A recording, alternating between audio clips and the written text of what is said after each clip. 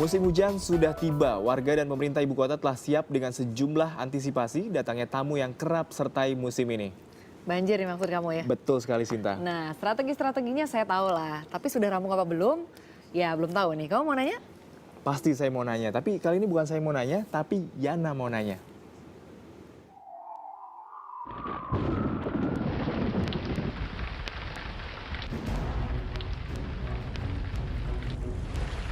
Oktober hampir berakhir. Berarti sebentar lagi akan datang banjir.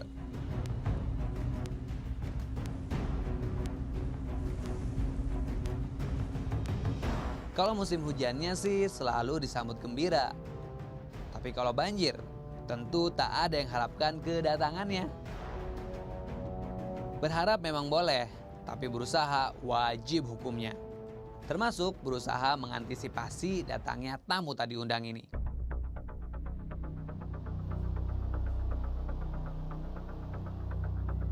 Sebagai salah satu kawasan rutin tergenang, warga kampung ini sudah bersiap sejak jauh-jauh hari. Lokasi di bantaran sungai, ditambah topografi yang lebih rendah dibanding kawasan sekitarnya, membuat Kampung Pulo, Jatinegara, Jakarta Timur, dan banjir tak terpisahkan. Jangankan ketika musim hujan, air di Bogor naik sedikit saja, kawasan ini pasti terendam. Gak percaya? Nih, Yana mau nanya sama salah satu warga. Saya mau nanya nih Bu, udah berapa lama sih Bu tinggal di daerah sini? Udah sekitar 10 tahunan, Mas. 10 tahun lama Iya, juga Bu ya. mm-mm. Terus selama Ibu tinggal di sini udah berapa kali sih Bu kena banjir? Hampir setiap tahun, Mas. Hmm. Ada pasti. Oh sering banget berarti ya Bu ya? Iya. Terus kalau udah sekarang nih udah mau musim hujan ya Bu ya, Mm-mm. itu berarti tanda-tandanya mau datang banjir ya Bu ya? Iya. Itu persiapannya apa aja Bu buat menjelang banjir? Sembako sama obat-obatan. Kenapa Bu nyiapin sembako? Karena saya rumahnya kan ujung. Dalam nggak bisa keluar. Oh gitu? Iya. Emang tingginya sampai berapa meter sih Bu? 3 meteran. 3 meter tinggi juga ya Bu ya? Iya. Setelah diamat-amati, memang ternyata semua rumah warga kampung ini berlantai 2. Bahkan beberapa lebih. Jadi kalau air sungai meluap, tinggal naik lantai 2. Kalau banjirnya tambah tinggi, naik lantai 3. Kalau air naik semakin tinggi, ya terpaksa bersampan keluar kampung. Hal seperti ini bisa dibilang sudah jadi tradisi. Yang Yana nggak ngerti, kok awet aja ya mereka tinggal di sini. Selain Kampung Pulo, banjir juga rutin menyambangi sejumlah kawasan lain di ibu kota. Berdasarkan riset Yana dari berbagai sumber, sampai pertengahan 2013, ini nih sebaran kawasan rawan banjir ibu kota. Nyaris semua merata di berbagai wilayah. Sebuah lembaga kajian perkembangan kota dan masyarakat internasional juga mencatat Jakarta merupakan salah satu kota paling rawan banjir di dunia. Penyebabnya banyak, kompleks, dan semrawut. Mulai dari letak bangunan dan sistem drainase kota yang tak tertata. Kurang dan semakin berkurangnya kawasan resapan air, tumpukan sampah serta sedimentasi selokan, parit, dan sungai. DSB, DSB, DSB. Belajar dari kejadian sebelum-sebelumnya, pemerintah berupaya mengurai permasalahan satu persatu. Serta siapkan lebih banyak amunisi untuk antisipasi. Di antaranya, membuat lubang resapan dalam skala besar, baik kuantitasnya maupun kualitasnya. Sekitar 2.000 sumur resapan air seperti ini dibangun oleh pemerintah DKI Jakarta untuk mengurangi debit air yang ada di dataran. Sekali juga untuk mengurangi titik-titik genangan air yang biasanya datang ke Jakarta ketika musim penghujan, yaitu sekitar 200 titik genangan air. Demi suksesnya proyek ini, Pemprov DKI rogoh kocek hingga 150 miliar rupiah. Warga juga bisa kok ikut berpartisipasi. Tak lain dengan membuat lubang-lubang biopori kecil di sekitar rumah. Mudah, murah, dan terutama cinta bumi. Strategi tolak banjir lain mengembalikan fungsi waduk, sungai, dan tampungan atau saluran air lainnya.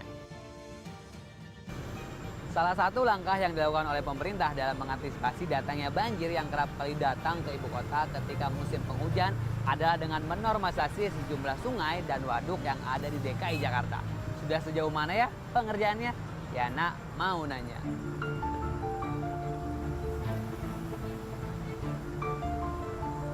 Ya Pak Buka, saya Yana mau nanya nih Pak. Iya, Kang Kan Yana, sebentar siap. lagi udah mau musim hujan nih ya. Iya. Dan biasanya kalau musim hujan itu di Jakarta identik sama yang namanya banjir. Ya, Ya kan? Nah, sekarang nih udah berbagai macam hal yang dilakukan oleh pemerintah buat mengantisipasi yang datangnya banjir nih. Betul. Dan salah satu yang dilakukan PU adalah normalisasi sungai sama waduk, bener? betul. Nah, sekarang perkembangannya udah sampai mana Pak? Menjelang musim hujan ini. Sampai saat ini ada 10 langkah strategis yang dilakukan oleh Pak Jokowi dalam menghadapi banjir. Di antara duanya adalah normalisasi saluran dan kita melakukan normalisasi waduk. Ya. Nah, sampai saat ini bayangin nggak cuma 1-2 waduk, tapi 12 waduk. 12 waduk. 12 waduk kita normalisasi. Tapi optimis nggak sih proyek dari normalisasi waduk sama sungai ini bisa mengantisipasi datangnya banjir? Ya lingkupnya PU ya kita optimis, tapi kita akan jadi pesimis kalau masyarakat sendiri nggak berpartisipasi nih. Contohnya dia masih buang sampah, ya kan? Contohnya dia masih buat bangunan liar di atas kali. Nah itu dia, oleh karena itu partisipasi masyarakat penting banget nih Kang Yana. Gitu. Jadi nggak cuma di pemerintah, masyarakat juga harus turut iya serta dong. ya Pak ya? Iya dong, benar. Oke, benar. sip. Terima kasih Pak, gitu aja Siap, Pak. siap, sampai ketemu ya. Selain prosedur konvensional, pemerintah juga siapkan taktik mutakhir, yaitu rekayasa cuaca. Supaya lebih jelas makhluk jenis apakah teknologi modifikasi cuaca ini, Yana mau nanya sama Pak Heru, Kepala Unit Pelaksana Teknis Hujan Buatan di Badan Pengkajian dan Penerapan Teknologi atau BPPT. Saya Yana mau nanya Pak, sebenarnya teknologi modifikasi cuaca itu apa sih Pak? Sebenarnya teknologi cuaca itu adalah usaha campur tangan manusia di dalam mengelola sumber daya air yang ada di atmosfer dengan cara mengintervensi proses yang ada di dalam awan ya, sehingga bisa dikurangi, bisa ditambah, sehingga akhirnya awan itu terkendali lah. Manggut-manggut dijelasin sama Pak Heru. Hasilnya adalah sebagai berikut. Rekayasa cuaca akan berlangsung dengan 2 metode. Jumping proses atau memindahkan hujan ke kawasan tak rawan banjir, dan competition atau metode memandulkan awan untuk menekan intensitas hujan. Kedua strategi ini pelaksananya sama, yaitu dengan menebar NaCl atau garam dapur menggunakan pesawat udara. Pengaruhnya sama banjir. Nah ini Yana harus nanya lagi. Yang namanya musim hujan tuh biasa dengan banjir tuh. Itu kansnya gimana untuk mengurangi banjir? Oh, itu kita udah berapa kali melaksanakan dan hasilnya cukup akurat ya. Jadi sebelumnya pernah juga Pak? Pernah Pak. Di tahun 2002 kita lakukan tapi hanya 5 hari. Di bulan Januari Februari kemarin hampir 1 bulan kita melakukan juga. Kita kerjasama dengan BNPB, dengan TNI gitu untuk melakukan TMC ini untuk meredistribusi. Jadi hujan itu diretribusi, jangan sampai mengumpul di Jakarta. Itu pada saat kita kegiatan, Jakarta terkurangilah banjirnya. Ya tidak bisa 100% tapi sangat berkurang sekali banjir itu. Rekayasa cuaca akan berlangsung berkesinambungan mulai Desember 2013 sampai Maret 2014. Mantap! Tapi sekeras apapun pemerintah berupaya, berusaha dan berikhtiar, tidak akan ada hasilnya tanpa dukungan warga. Seperti apa caranya? Banyak. Di antaranya tidak membuang sampah sembarangan, cintai lingkungan, dan sebagainya. Tak perlu sibuk ingatkan yang lain, cukup mulai dari diri sendiri.